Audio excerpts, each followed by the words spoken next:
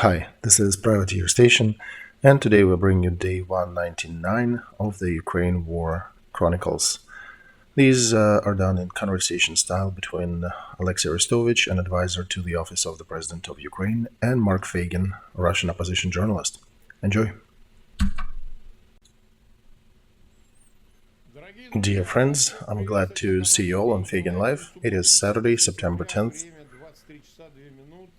2 minutes past 11 p.m. Kiev time.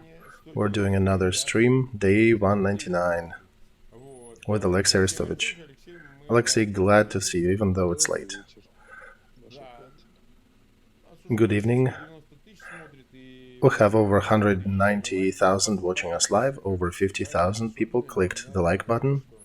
It is a special day, but again, please do not forget to click that like symbol and subscribe if you have not done that yet to Feigin Live, to Olexiy Arestovich, and to the Privateer Station if you are listening, watching that in English. Alright, we know what we shall discuss today. We'll discuss the ongoing Ukrainian offensive in Kharkov region, and we'll start with that. We'll show the map of Kharkov, and we're attentively listening to you, what you can share. Well, I, again, cannot disclose too many details because our general command is asking to not disclose all nuances that are known, but according to the videos and materials that our soldiers and officers publish on social, people do know what is going on, and it does appear that the whole offensive is now spilling outside the Kharkov region into Donetsk and Lugansk regions. So that disease, so-called, of Putin's army is spreading. What is it telling us? It is telling us that Ukrainian army still has a good potential for continuation of the offensive. It means a lot of things. First of all, this is not a one-time action. This is a systemic effort. Second, that it is supported. It has enough logistics and manpower and other resources needed. And a third is that Russian side still didn't manage to provide any resistance. There are no points where they have started holding us.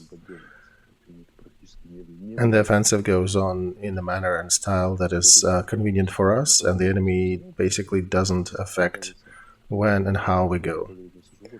This is good for us, and although I can't believe that we maybe can go all the way down to Vladivostok, but so far, we have been successful. And why is that happening? Why do you think they're not providing any resistance?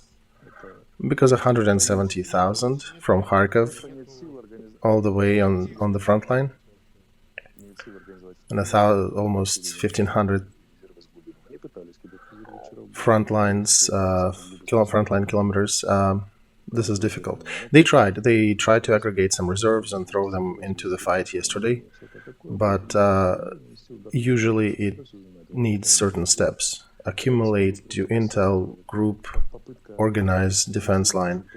And when you throw them like that into the fight without preparation, it's almost like using gasoline to take out the fire.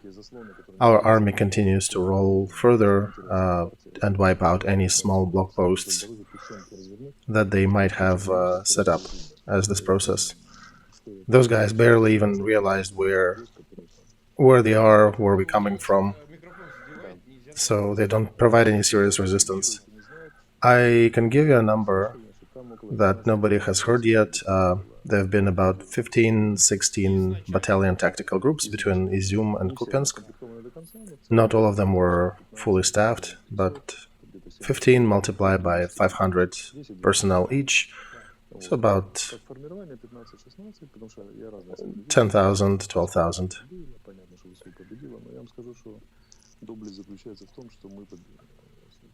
And I think our military success here is that we owned them in a much smaller number Basically, we were outnumbered 3-1. And how did that happen? Well, it's a mix. It's a good work of different branches of our military. It's intel, of course, gathering what is possible, where should we go. It's officers and infantry reacting at the spot.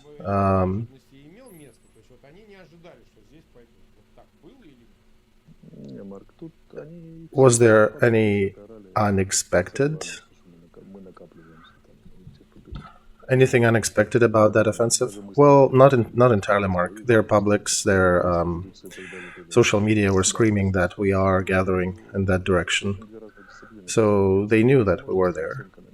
But the problem is that these are two very different military operations. One gauging the ability, another is gauging the intention.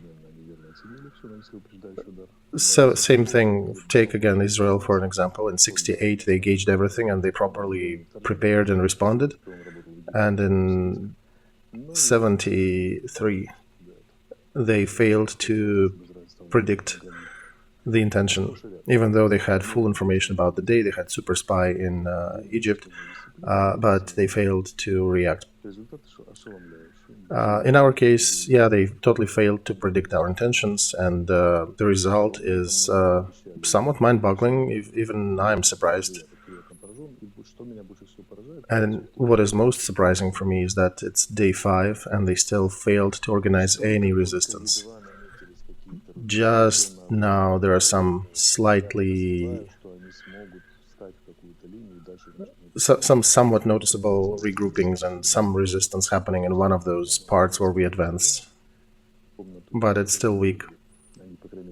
And it's day 5. This is the price they pay for the faulty estimate. And another thing that's surprising, they're not really doing anything proper to even prepare the ground for that response. Their tactics should be folding back and folding the sides of their flanks to protect themselves. They're not doing that. They're still going in the same manner. That was happening back in 1942 when Red Army failed to withdraw on time, when Germans already were cutting them on the flanks and Red officers were still pushing their soldiers to go forward, which led to hundreds of thousands captured and killed. This is tactically a similar situation, except for we're not talking about hundreds of thousands, we're talking about thousands, smaller numbers. But yeah, not being able to stop your foe on the 5th day of their offensive, that is a precious gift for us. And I think we'll discuss more details. I have a lot of nuance to talk about, but since we don't have a stream tomorrow, it'll be Monday. I think by that time it will be possible to bring them to light. We can talk about other settlements and towns and villages on different letters that are really far from the original goals of this offensive. We've been live for about 8 minutes, 380,000 people watching us live. Those who are just joining, please do not forget to share the links. Make sure everybody else who needs to see that will see that, and click the like button. All right, what is the potential of this offensive to roll to the border near Kharkov, near Vovchansk and that part? Even according to the official notes that we're getting, they're a couple miles away from the border with Russia on the north, but unofficial data already suggests that we are there. And one should recognize that it's not just a push from Balakleia to the east, it is also clearing up everything in the north. So there is definitely an action happening there. And generally, one can say that our participants and our observers are saying that Putin's troops are wavering around the whole front line. How does that emanate? Intercepts are panicked. You can hear that in their voice. They change some of their positions. They start to run in some places. And you know why we're not naming some of the towns and villages? Because very often the army would roll past a settlement, wouldn't even fight for it, would just encircle and continue going further, and that'll start the process of the enemy leaving or fighting or whatever is going on there.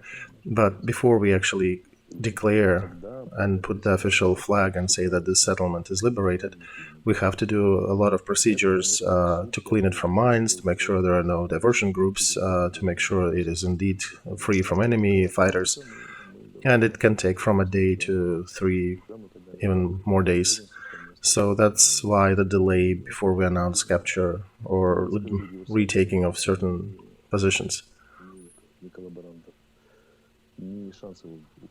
When we are sure that we've taken it, when we are sure that the enemy cannot regroup and fight back and take it back, that's when we announce. But if you're reading Russian media and Russian forums, you can see that people are starting to actually complain about Vladimir Putin, and they're cursing him in pretty strong words. I have a feeling today I wanted to talk about that the main thing that the whole world and Russians will have to realize as the result of this war. Today, Prime Minister of Poland, being with visit in Kiev, actually said a good thing, that Putin's troops are retreating faster, that Germany is making decisions. Trying to remember the exact phrase. He basically questioned the adequacy of decisions that Germany hesitates to make. I'm sorry for the way I speak. I'm tired as a dog. It's been a very long day. Yeah, so your chain of thought was you were thinking about the psychological collapse. Oh, yes. Okay, so I think they're just coming to realization what shit of a country Putin has built. How much he destroyed Russia that they believed they have, or they started with when he just took Ukraine. Everything is so rotten. This is not army, this is nothing that is fighting us here. The only problem was that there were quite a few of them. And this army was not strong, it was long. We still keep cutting that sausage in pieces, but just theoretically, so everybody understood. That territory that our troops already occupied, Russian army was taking for 120 days. And they were dumping 45,000-60,000 shells a day on our heads. They lost tens of thousands of troops in dead and wounded. And we liberated that in 4 days. This is amazing. This is indeed amazing. And I do have a version that I want to bring up and discuss in a stream with you, because I think there may be some circles in the water if we bring it up proper. Okay, so first day, second day, understandable. But it does look now, there is an impression that I voiced today in another stream. It does look like a certain kind of sabotage by a group of generals of Putin's army. It looks like, okay, hands off, you think we are at fault, you go and fight. If you are so smart, go fight your war. You have those Shuravikin, Smuravikin, Lapin, Shmakin generals, well, take them and go fight this war. What do you want us to do? You want us to clean the shit that you left? No, if you declare that, you go and do it. And you understand that the wars are not fought like that. I acknowledge this version mark. I do not necessarily see the signs of that version to be entirely true. What I'm observing on the battlefront, it looks like a proper collapse of a military system. This is like book-like collapse. But why are they not doing anything with reserves? Why they're not fighting? Well, they were, Mark. They're really trying. They were trying to do something. What are these reserves? Well, part of that was your favorite Third Army Corps, but it's nothing. Yeah, the way they are, inexperienced and all. Then there were some Mobics, mobilized civilians turned military from DNR and LNR, fake republics, and they were throwing them into the fight, but they were not really building the second line of defense. And in some places they have a little bit of it, but if we punch through it, I don't know what they'll be doing. So look, yesterday Putin did Security Council in Moscow. They held that for some time, and one would expect there'd be some harsh decisions coming out of it, something that should not be required to be covered by statements of that idiot talking head they use daily, who was saying that this is a planned withdrawal and reorganization. And so one would expect that the Security Council would have given, if not immediate, but at least understandable result. Maybe even moved some troops from other parts and reinforced the East to stop the Ukrainian offensive. What decisions did they make? The only decision that we heard was to announce that this is a planned withdrawal. Well, we also heard another one, Mark, that they have a new offer for the officers and soldiers that they'll be providing a cheap housing or sponsored housing. This is not serious. Well, yeah, they don't. I think they don't have anything else. They have no levers. Any attempt that they could make to grab troops from any other part of the front and bring them to the east, they'll bear those parts, and that's where we'll punch them. So, does it imply that they have no reserves? Like zero? No reserves, Mark? Indeed. And here your version actually have some probability, because generals are not the ones building military factories, not the ones doing the conscription or hiring or getting private companies to fight. The generals can take that position at this point and say, well, you failed to provide us with tools and now you're telling us to wage war with what? So that could lead eventually to that Italian strike. I'm not sure if these go F yourself streams and responses to Putin's questions and commands are real, but I do suspect that there's definitely some emotions bubbling there. And that's just the East. We just talked about the East, but also that a similar situation is crawling on soft paws down south in Kherson on the right bank of Dnieper. And there they actually have the most battle-worthy groups of their military. They have 45th Special Brigade of Airborne Troops. Many of them are relatives of pretty high-ranked people in Moscow. They're pretty good special forces, attack infantry there. Problem is, they're now in the kettle and they can't even move them out because we destroyed the communications to them. So the fact that their end will come there a bit later, it doesn't mean that it will not come. And one can probably understand the position of a general in that situation, that you are responsible for everything and you need to be made a patsy for that situation. Exactly, that's what I mean. It's easier for him to step aside and just go to his dacha, country house or somewhere, take a long vacation. But yeah, that would be normal in the other countries. So one can also take into consideration about the deterioration and degradation of the whole system of Putin's army. I want to stay on this topic a little longer. So we want to say that, okay, the myth about strength of Putin's army was a fake creation, because they were peddling that Russia can lose a lot of personnel, a lot of equipment, but it's impossible to win the war against Russia. And now what we have on the field, we have a bunch of fucktards on the ground who should not even be allowed to hold a school party. And all that was held by a crazy amount of money from oil and gas and just some fake machoism. Because as organizers, as managers, as logistics people, they're not nothing. They literally represent nothing.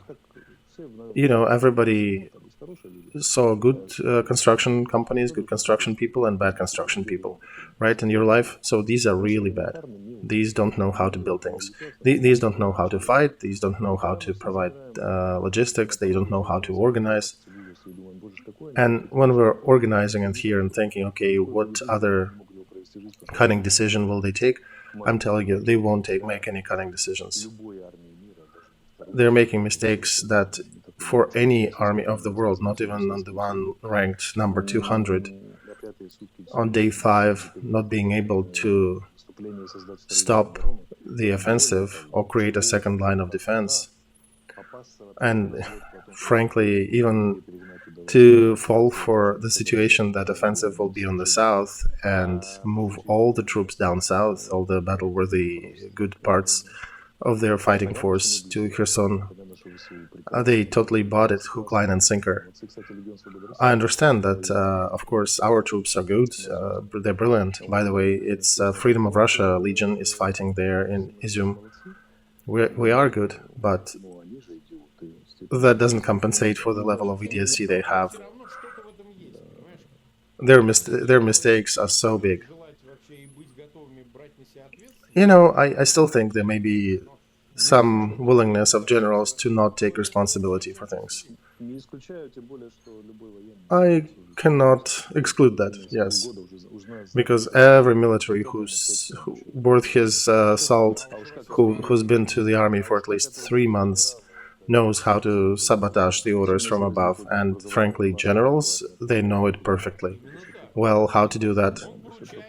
Especially if there is a group of generals who are of the same opinion. Especially if Putin gives them certain conditions. Give me a plan in the next 2 hours. You can prepare a different kind of plan. And if you all know and have similar goals, you can devise a different plan. And the plan, by the way, Mark, will not stop a mechanized brigade of Ukraine military. You need to stop these breakthroughs, like our counteroffensive, offensive operation. You need an iron will. You need a general who can be down there on the ground, who is ready to shoot his own people if they disobey, who needs to put them around with his iron will and make sure that they are regrouped and they're stopping it. But when you probably have Russian generals who are looking at it thinking that this war is lost, I think nobody else understands how lost this war is, like these generals. They probably realize that regardless of whatever else they can throw, the situation will not be changed. Second, you are made guilty for that. First of all, they'll call you an asshole for not performing, and then they'll probably shoot you and execute you for treason later. And then after the war, Putin will probably be heading the commission about the traitor generals. So, for now, what are you supposed to do? They may not even see why do they need to continue that fight. If the general and troops doesn't understand what do they fight for, the effectiveness goes down. I actually have a question that shifts everything. What are the goals of special operations right now? There are no goals. Maybe retake Balaklia? Okay, imagine they got there, took Balaklia, we kicked them out again. They came again and we kicked them out. What's the strategic perspective? Just trying to continue this war till winter? Well, we have another at least month and a half till the cold weather comes, and by that time there'll be not much left of that army. So, what is it all about? Alright, let's take a look at the south once again. We'll turn the map back on. Despite that, of course, it was deception that led those 30 battalion groups to the right bank of Dnieper River. and they were locked there by destruction of the bridges and dams, bridges. And now with all that demotivation and everything, there were some notes that Ukrainian military continues to push towards Kherson. Not so fast or successful as in Kharkiv region, but it still continues. In your mind, what is the perspective here in this group? In general, even when will these fold? I think, yeah, when these will fold. No, these will not fold on the loss of management. No, because these are more battle-worthy and they have some rules and order. So we just were successful to lure them and to lock them. We actually got the mobile infantry there, the one that could have been used quickly around the front line in the east and be that fire team blocking our offensive. That's the resource they're lacking there in the east. These are airborne guys, special forces. So they will not surrender easily, but their end is nigh and inevitable because you cannot fight when you don't have enough ammo. When you're doing active fighting, because we're shooting, they have to respond. They have to waste ammo and shells. But when you're getting back only 1/5 of what you need, of everything, fuel, ammo, food, that is clear this will not last too long. I think the destiny of these groups is already decided. It is a sad one. I can only advise them to swim across the river while it's warm, while it's still warm weather, because if you wait till November, you'll just freeze and drown there. And if you continue fighting there, that's the dead end. Bridges are closed. Imagine if there is a third direction somewhere that we can create. I think the other fronts, the other parts of Russian army will fold. Imagine that the whole Eastern Front is gone. And that's one of the other things is that demoralization that's rampantly going through their ranks. And to continue fighting and risking your life in that situation, this is a questionable perspective. So we've seen how they retreat. There was a strong hit. Imagine another one like that. Imagine 3, 4 ones like that in the other parts of the front. Remember, I told them that the destiny of Napoleon army awaits them. The last Russian soldier will be dressed as a woman pretending that he's local, trying to flee Ukraine territory. And that's likely what will happen. This is they are not suffering some glorious defeat when they were fighting to the end and then just lost because the enemy was overwhelming. No, this is more of a collapse, a loss of management, a loss of leadership, a loss of logistics. And I think your version, the one that you voiced, will become heftier and heftier day after day. I'm thinking if they listen to us now, they'll start thinking about that. And even if it's not now, not what's going on now, I think it will lead to that, or has a good chance of leading to it rather soon. Because that's their chance to actually pin everything on Putin. Vladimir, you decided to do that. You said that you are personally in a manual mode running this operation. Even in their staged video, he did say that Putin did say that he is controlling the situation, talking to generals in person, told Shoigu to give medals to certain generals. So, yeah, that would be reasonable for these generals who are fighting on the front to just withdraw. Or even come out and say, well, we followed your orders, dear commander. And that's where it took us. So, going again back...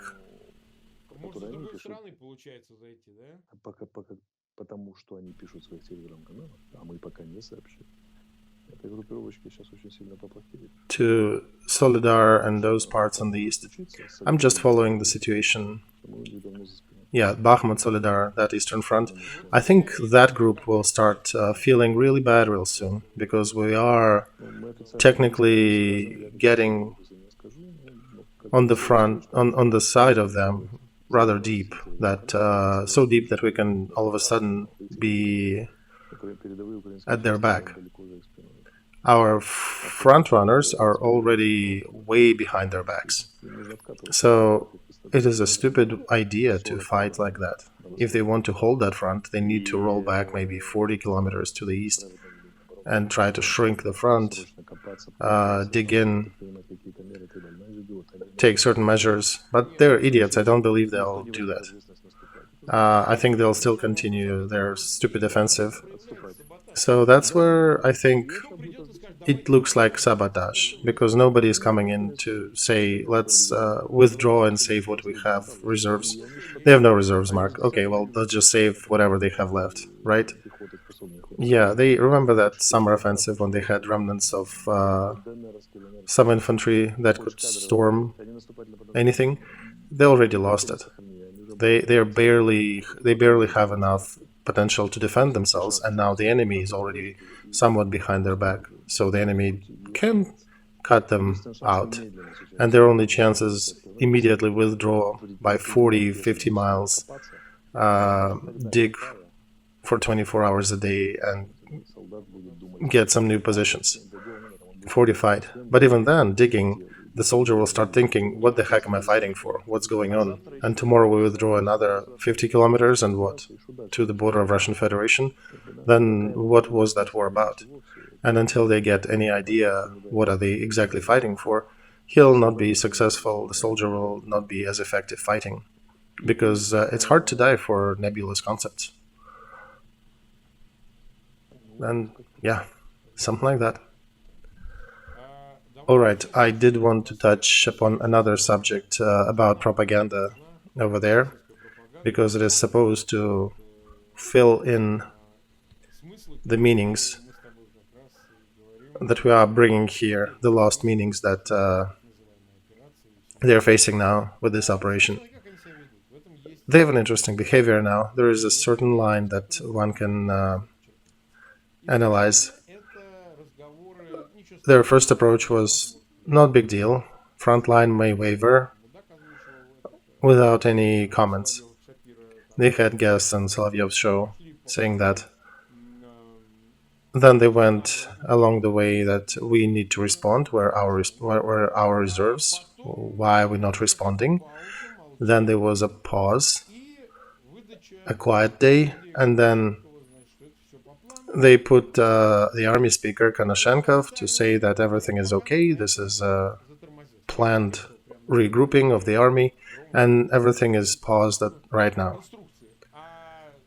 But those public chats and forums that you were talking about, this is more of an unfiltered group that is hysterical, plus Girkin and some extremists. This is, yeah, not just hysteria, this is actually complaints and attacks at the higher military command that you guys are traitors and you sold our motherland. So that version that Konashenkov gave works in only one condition: if they manage to stop you, and if they don't manage to stop you. You know, I don't think it'll work even if they stop us eventually. Because if we take back even 5 kilometers of Lugansk region, they cannot say they have 100% of it. We destroyed the whole construct with referendum. What can you do there if the territory is again under fire and is changing? So they'll be saying that we stopped their effort, that they're fighting against the whole West, that they have 100,000 American policemen, SAS, some European Air Force, Chip and Dale are fighting against them, and their heroes were fighting till the last one, and then the last one withdrew a little bit under pressure of the whole NATO. So I think that's the story they'll be peddling. And they'll be again, I know what they'll say after. Even when they withdraw from Ukraine, eventually they'll probably say they're reorganizing to make sure to protect Russian border. That's what they'll say. I don't think it'll work, Alexei. I don't think it'll. The public will buy that. And here is an interesting union budding up, I think. First, the sabotaging generals who don't want to continue with idiotic orders.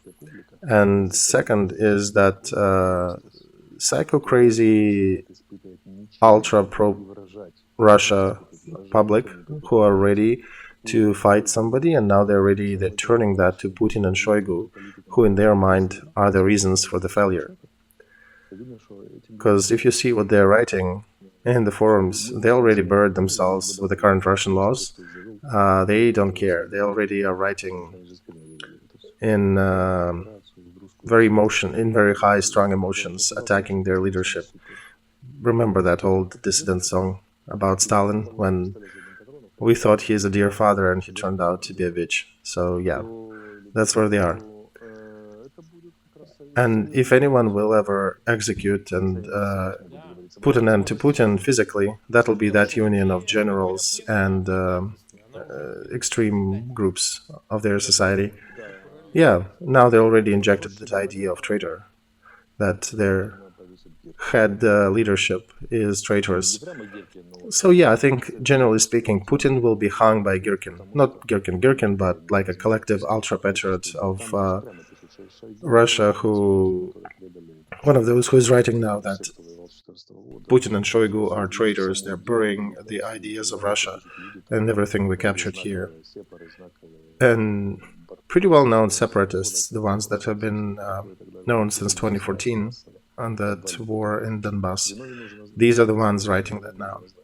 And they are putting into the minds of others that Putin and Shoigu and Gerasimov are the ones responsible in everything happening. And just see how fast it happened, how rapidly it unfolded.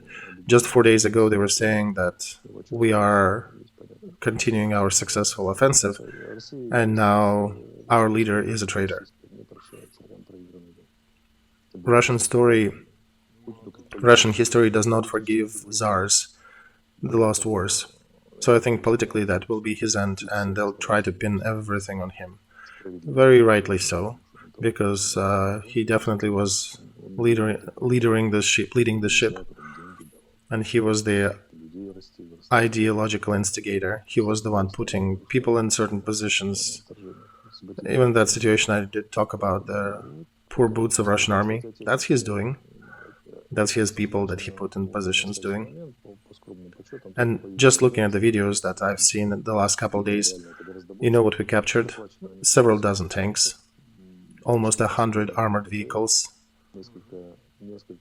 several dozen self-propelled howitzers and artillery. How many prisoners of war do you think you got?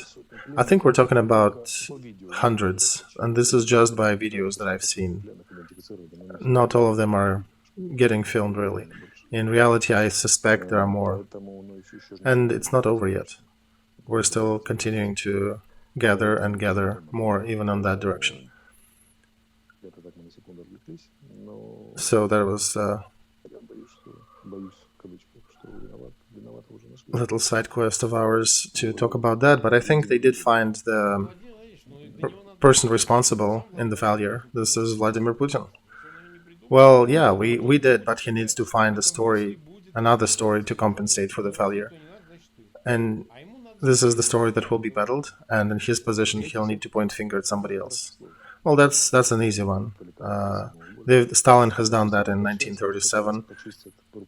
He could weed out the DNR, LNR leadership, his own general corps, and yeah, it's easy for him to pin that to somebody. But in the meantime, they will have no attention or no effort to fight the war. This is the time when this war actually would switch. I think it already did, but it starts to switch into the frame of the internal conflict for Russia. This is definitely a predecessor to that. Looking at the topics they discuss and the talking heads, the ones that are expressing public opinion, they definitely are switching their attention within, because part of their feelings and thoughts, they're already thinking about that. They're not so interested in successes of Ukrainian army. They're now interested in who lost it, who started that in this way, and who is the one to blame. So they're starting to look for issues inside. They, I think, already acknowledge that they've lost. And some of the very representative figures, very authoritative figures, are saying that, yeah, Russian army is no more. So that wave is going, and it means, A, it'll be easier for us to continue, they'll lose faster, and Russia is going into a rather hard political and ideological crisis, which will be followed by economic crisis later. And this is just in 4 days. The world changed in basically 4 days.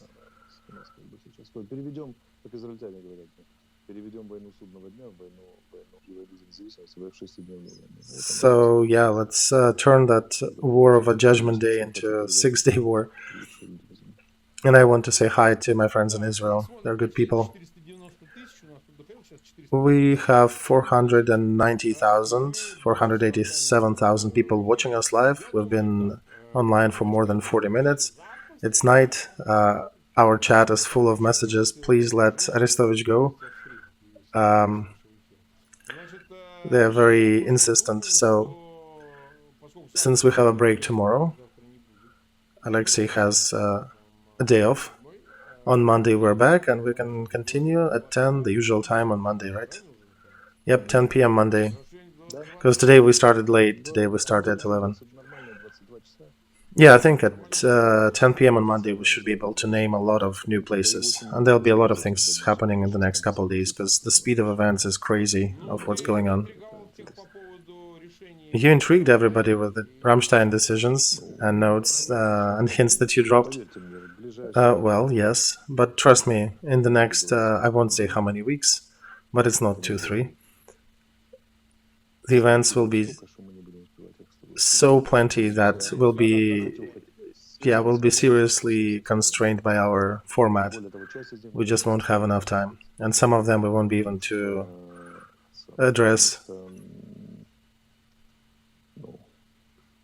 because that is related to other things. For example, in Russia, there'll be other events happening and unfolding that will need attention. So I think that's it for today. Let's say goodbye till Monday to Olexiy. Again, I ask you to subscribe to Feigin Live, to Olexiy Arestovich. Links are down at the bottom of this video. And of course, subscribe to the privateer station and send links to that video to your friends and everybody who you think needs to see that. Thank you. Sorry for running late today. I understand some people couldn't wait that late. But yeah, please share so they can watch us later. Bye. See you later.